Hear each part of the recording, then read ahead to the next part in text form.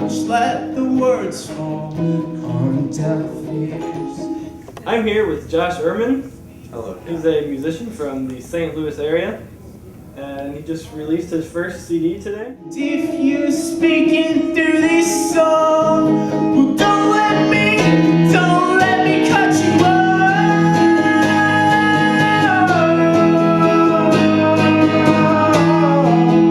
Tell me about that CD.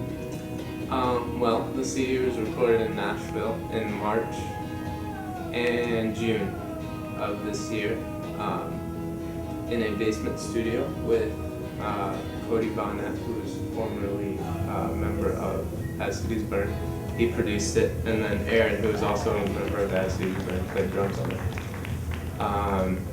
So that was really neat. They're big influences of mine, and to be able to have them contribute to some of my ideas and like write songs together was really interesting and fun. And then my friend Timber, who plays harp on like Me Without You records and stuff like that, and has her own band, contributed her voice and harp to a few songs. It was really cool.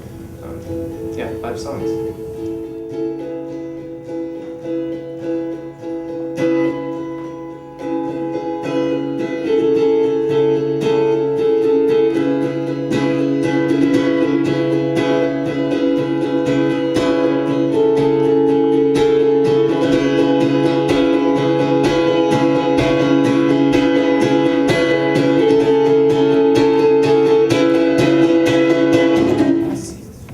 How did you end up getting in touch with Cody? That was just through MySpace. A friend of mine that I work with had told me that they were starting to record bands because they just moved into a house that had a studio. And my friend had actually called Aaron and got a hold of him and talked to him for a while, so I was like, I could probably get through as well. So I just gave it a shot and started having like these crazy ideas like, whoa, the studio's in Nashville, like my friend Timber lives in Nashville, maybe she could write some songs. And like, I really hadn't written any songs up to that point that were finished at least. And just this whole idea of being able to work with people I really looked up to, I guess kind of motivated me to finish songs. And so yeah, I got through with Aaron. He was on tour at the time and kind of busy, so we just messaged, and that was more convenient, and that's kind of how we worked things out. So you got down there and recorded. You play guitar. Yeah, I play acoustic. Acoustic guitar is kind of, I guess, the foundation for the album. I also played other things here and there. I played some bass, a little bit of drums, some toy piano, glockenspiel, melodica, simple stuff like that. It was really fun. And then Cody contributed some electric guitar. Aaron played drums and played drums. Why does it take so much to admit that I'm wrong every day? I make mistakes I love to go back on, do differently if I could.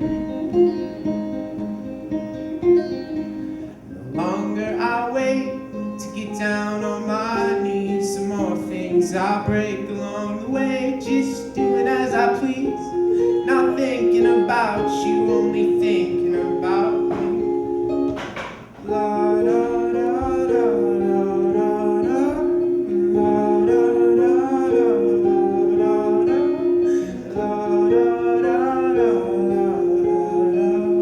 You talked a little bit about As Cities Burn influencing you. Yeah.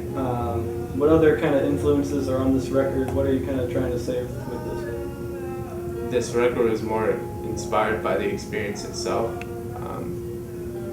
Just the whole process was kind of a big step for me personally, so I think that's where a lot of the inspiration came from, and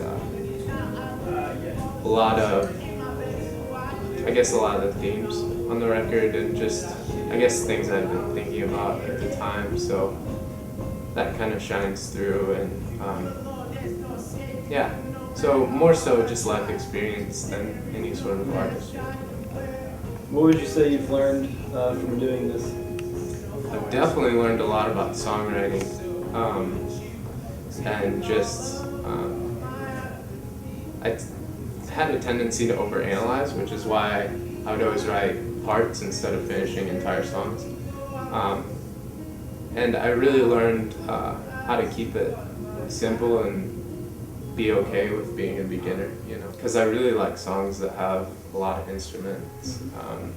So I'd like to venture into that a little more. So really, those are my goals. I mean, kind of day by day, playing shows as they come, and yeah, I would love to record some more songs. I just bought a friend's old MacBook, so that's a really nice tool. GarageBand is very helpful in recording songs. The CD is called the Stone's Throw EP. I'm hopefully gonna get it online pretty soon, maybe through bandcamp.com. And I will alert people via MySpace, I guess. Alright, what is your MySpace URL? It's myspace.com/JoshSounds. This record and these songs are just a short distance. They're, you know, while they are personally for me a big step, they're just part of life's process.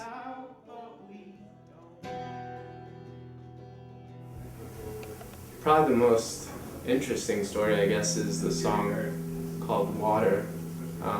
And that was a song that, going into the studio, I only had 2 songs finished going into the studio, and that was one of them, and it had a lot of words. But when I got into the studio, just for whatever reason, things weren't flowing. We couldn't get a good sound, and so just did a basic guitar track with a really nice glass tones guitar, which had great tone and had a really cool sound, and just had like a drum loop and stuff like that. And then Tamara came and played some harp on it, and I added another guitar part over that. And it just stood so well as an instrumental song that, you know, I didn't really feel like I needed to add words. So that song is probably the one that's the most moving for me to listen to, because for me, a lot of it is associated with what was going on that week, and the original lyrics were kind of about pursuing your passions and like getting out there and taking that first step, even if it is difficult. She watched as wave after wave broke against her knees, and thought it strange that they're holding towards the land and not out towards the sea. Listening close, it was as if she heard them speak, telling her to stick to what she knows, what is safe back on the beach. And the repetitious warning brought her to think that sometimes you gotta swim against the rhythm of the waves when you're swimming toward your dreams, yeah.